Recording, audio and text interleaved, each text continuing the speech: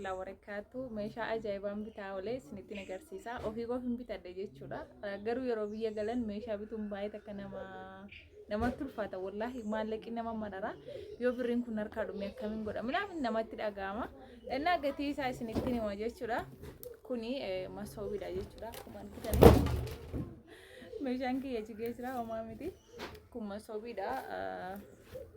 Kabiddeen baasu wajjin jechuudha. Gatii isaa yoo dagachuu baadhee isinitti hima. Kuni maashinii shunkurtii muruudha jechuudha. Maashaallah ibsaa malees muraa ibsaa wajjinis yoo ibsaan jiraates yoo ibsaan jiraachuu baates isiniif muraa jechuudha. Akka akkasaa isinitti agarsiisa. Meeshaa baay'ee takka bareedaadha wallahi. Gatiin kanaa birrii 4,200 bite jechuudha. Meeshaa baay'ee of keessaa qabata. Kun akkuma argitan akkasii ofuma irra kaa'een isinitti agarsiisa. Rasiitiin isaa kana jechuudha. Waggaa takka keessatti yoo tabalaashee yoo rakkoo godhate geessitanii jijjiirrachuu dandeessan jechuudha. Kun rasiita qaba. Kana fakkaata waan baay'ee of keessaa qaba. Kuni lama yoo daakuu barbaadan abbaa lamaati. Kun inqulaalii yoo inqulaalii baay'ee ta'e inqulaalii daakaa jechuudha. Waa baay'ee of keessaa qaba. Kun immoo kan ittiin keessaa shunkurtii xaragattanii kuni 5 jechuudha. Bakka 5 qaba, billaa bakka 5 qaba. Haala kanaan hin beektu isinii jechuudha. Kun immoo kuduraa adda addaa kan ittiin waa irraa allagattudha jechuudha. Waa iddoo of keessaa qaba. Fakkeenyaaf amma kun akkasitti kaa'ama. Ni beektani hedduun keessanii yoo ibsaan hin jirre haala kanaan daakkachuu dandeessanii jechuudha.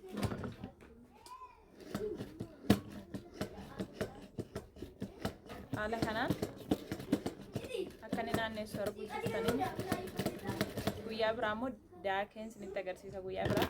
Kun ka ibsaa maleeti jechuudha. Kan ibsaa immoo kunuuti jechuudha. Foon daakuu dandeessanii waa hedduu daakuu dandeessan jechuudha. Kun tokkoffaa lammaffaa haga hir'isuu dabaluu minaamina qaba jechuudha. Maashaallah. Ingedde gaafa zargii kooti shunkurtii waan itti daakuu dhabee harkaan muraa turre saniifuu aaree dhaqee bitadhe jechuudha. Birrii 4,200 bitame. Lakkoofsa bilbila kiyyaa asirran kaa'aa namni bitachuu barbaadan asumaan haayinaan jechuu dandeessu. Kuni waa hedduu of keessaa qaba. Juuzattiin godhachuu dandeessan waan akka avokaadoo maangoo jechuudha. Kuno isheen kun immoo inqulaalii jechuudha.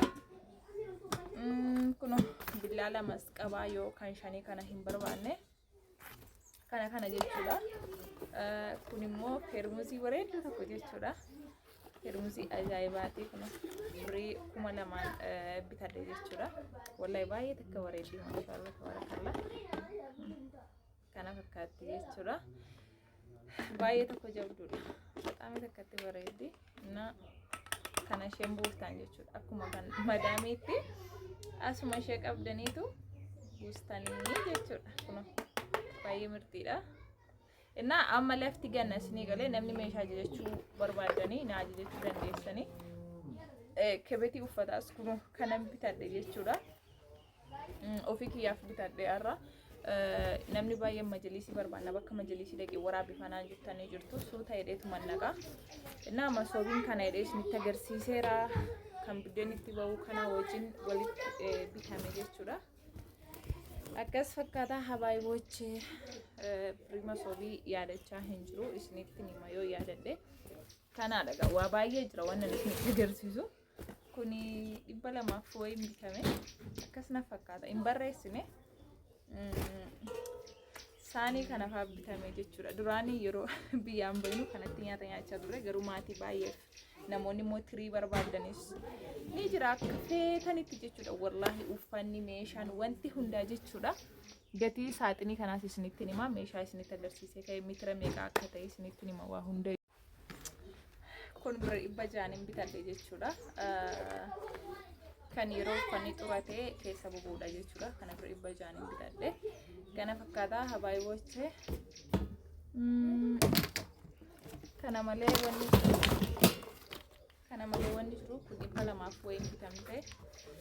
Akkas fakkaataa kana xiqqaasaas ni jira. Xiqqaasaa birrii 300 moo meeqaan bitame. Barbaada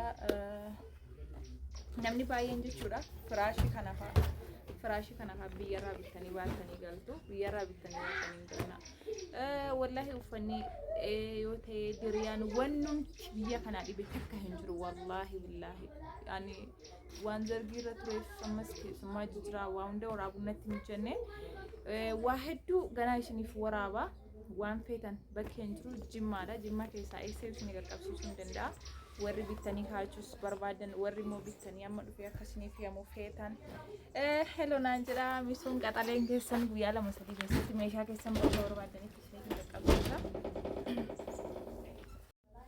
saaxiliin baay'ee guddaa miti meetira 120 jechuudha kana fakkaata birrii 20 bitame fe'umsa saajjiin 22 akkas naqanatti fakkaata እና sadarkaa barbaadaniin jira kun meetira 120dha birrii 20 jechuudha bitaansa kan kanarra baay'ee babbareedus ni jira garuu 40 guddinaaf xiqqeenyas qabaa kuwaalitummaas qabaa kun lammaffaa saadha jechuudha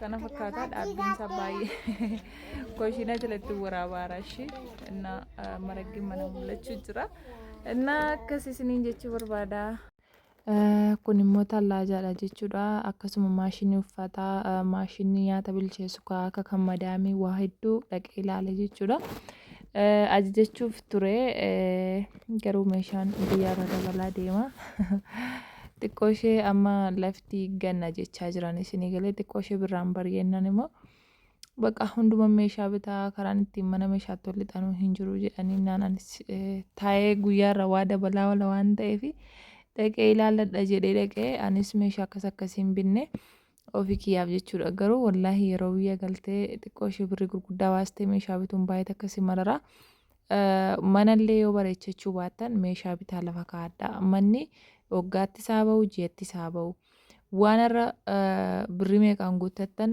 walakkaa dachaa isaa guyyaarra birriin qaala'insi meeshaa waan dabalaa buluu fi hagaa irratti bitatan dachaa itti dabalaa jechuudha gaafa mana baafadhee waa guuttadha jechuun baay'ee ulfaata kun maashinii uffataati hunda isaayyuu gaggaafadheera yeroo sanatti garuu hin babarreeffanne afaanumaan hin gaggaafadhe darbee immoo waan itti guyyaa 2-3 dura gaafattee har'aa wajjin tokko miti guyyaarraa waa dabalaa deema haala kanaanii waa hundayyuu deemee ilaalaa ture rakabootis waraabeera bakka majaliisiis nannaqaa baay'ee jimma keessan jira akkasuma namoonni wallagga tajajachuu barbaadde illee wallaggaan dhiyeenyatti nan deemaa waan garaa keessanii bakka barbaadanii isinii bituu hin danda'a kun ofiraniin kana fakkaata keessootiin kan waan tokko godhamu waa hedduu qaba jechuudha jaruman gaafachaa jira qarshii meeqa jedhee yeroo sana haala kanaan egaa bitachuuf deemee wanta hin danda'e bitadhus wanta hin danda'e bitannes